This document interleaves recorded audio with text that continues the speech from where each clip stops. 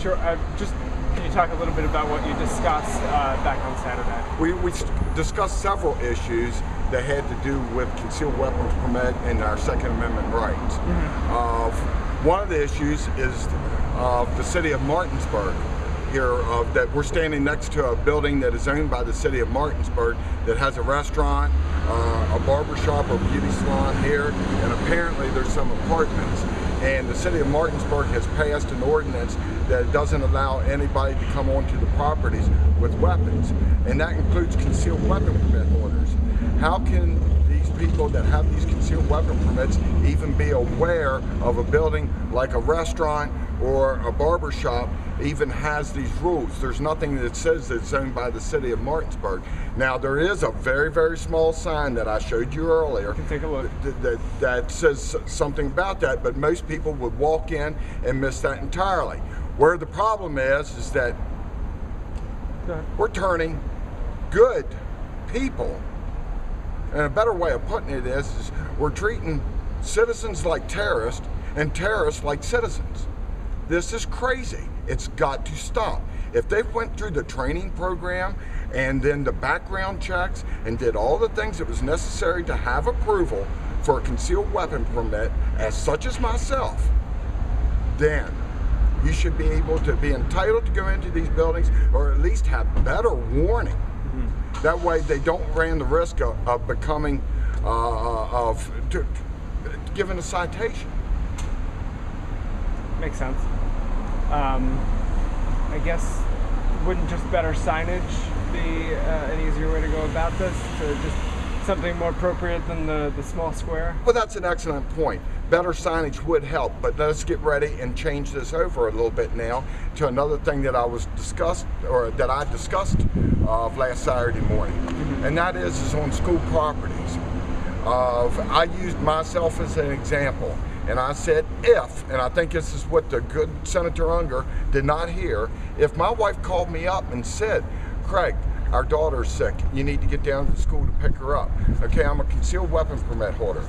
Thank goodness I live 1 mile away from the school, so I can take my weapon home before I go onto school property. But let's say it was a real emergency that I had to be there right away. I could go in there onto that property and be breaking the law. I could be breaking the law if I had that gun in a gun safe. I could have it be breaking the law if I had it unloaded. I could be breaking the law if I had a trigger lock on my weapon. All those things is wrong. Am I advocating guns inside the schools? No.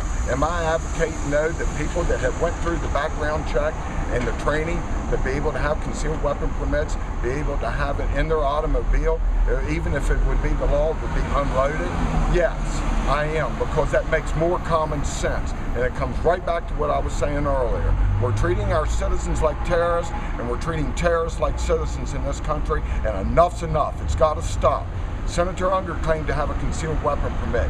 He should have, if he carries, he should have come across the same problem as what I have had. I've never broken the law by doing this, but the potential is there for that to happen, and I can almost bet you that there have been good citizens that have broke the law, and I want to be able to prevent that from happening. There is no reason for that, and I did make a comment in that meeting that after a comment like I just got done making, that maybe the Sheriff's Department would be waiting to be able to come search my car whenever I pick my daughter up because of my comments. Well, bring it on. I don't think that they're going to catch me with anything in there because I try to do the right things. Right. And that's why I'm talking about this issue. We need to bring it to the attention. We need the people like Senator Unger to step up to the plate if he is a concealed weapon permit holder and supports the Second Amendment rights of all taxpayers and all citizens, that he steps forward and makes some changes onto this. His camp treasurer is the mayor of Martinsburg. If I can counterpoint. Sure. You know, does the chance that you commit that crime, possibly taking it, a concealed gun onto school property, does that outweigh the possible breaking of a child's safety or a family even feeling unsafe by seeing a gun on a school property, on a campus? We went through generations that had weapons on school property. In fact, they had shooting programs where kids learned how to use a firearm. I support that being brought back into the schools also, so that we can have an opportunity. It's not the guns that kill people, it's people that kill people. And the sooner that we can train our students and our youth on how to properly handle a firearm and how to use a firearm, that's probably more than important than anything. Do I advocate weapons on school property? No, it's not what I'm saying. But there is times and places on how we can do a better job of training and raising our youth. Makes sense to me. You want to walk around, point out the difference in these the signs you were talking about? Would you like to interview Eric? Yeah, we'll get to him. Okay. Don't worry. But this here is city property, and by the looks of it, it could be an apartment. I can see that there's a second floor up there, and according to, it's a Martinsburg historic property, and I'm almost certain that this is the market house. Well, I know it's the market house, but I think the city owns it. Now, whether somebody lives here or not, I have no idea, but if somebody would, and they wanted to exercise their Second Amendment rights, according to the statute that the city has passed, it would deny them of that. Same way for getting a haircut. And I get my haircuts quite frequently. yeah. Sure. Here's Magenta's Big T's hair salon.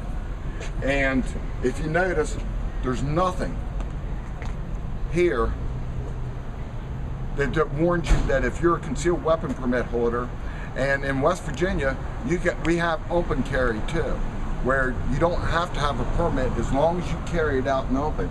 But a person could come in here to get a haircut, not know that this is a city-owned building and that the city had passed an ordinance, and then they could be arrested for walking inside when they were getting a haircut.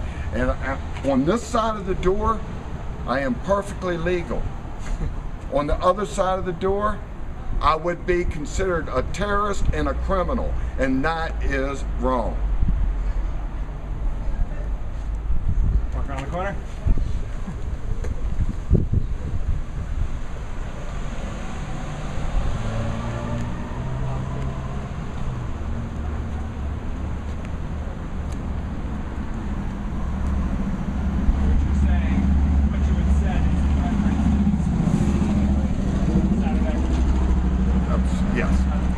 Everything I said is in reference to Saturday and my stances.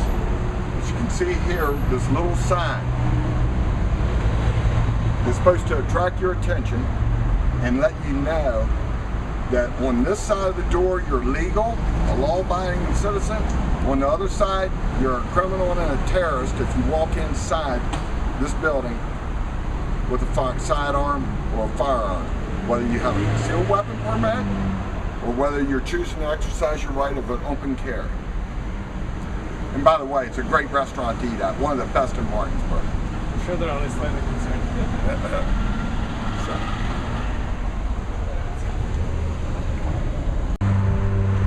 You came out here, you must have known, John Unger's calling people last night. What, did you feel like the people in the diner that day knew what he meant when he said that, when he talked about the gun rights on Saturday? Most definitely, Adam. We were at the West Virginia Citizens Defense League. It was a forum it was an open carry luncheon.